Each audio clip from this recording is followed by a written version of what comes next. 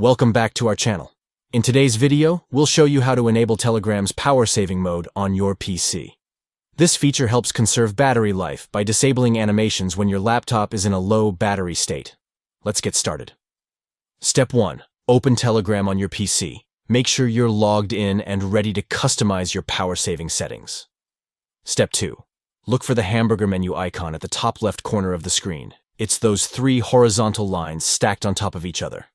Click on it to open the menu. Step 3. In the menu, you'll find various options. Look for Settings and click on it. It's usually located in the sidebar. Step 4. On the next screen, you'll see a list of settings categories. Look for Advanced and click on it. This will take you to the Advanced Settings options. Step 5. Now, click on Manage Local Storage.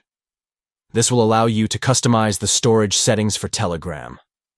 Step 6. Here comes the important part.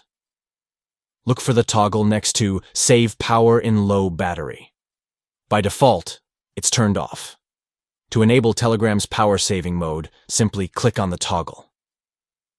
We hope you found this tutorial helpful. If you did, don't forget to give this video a thumbs up and subscribe to our channel for more useful tips and tricks. Thanks for watching, and we'll see you in the next video.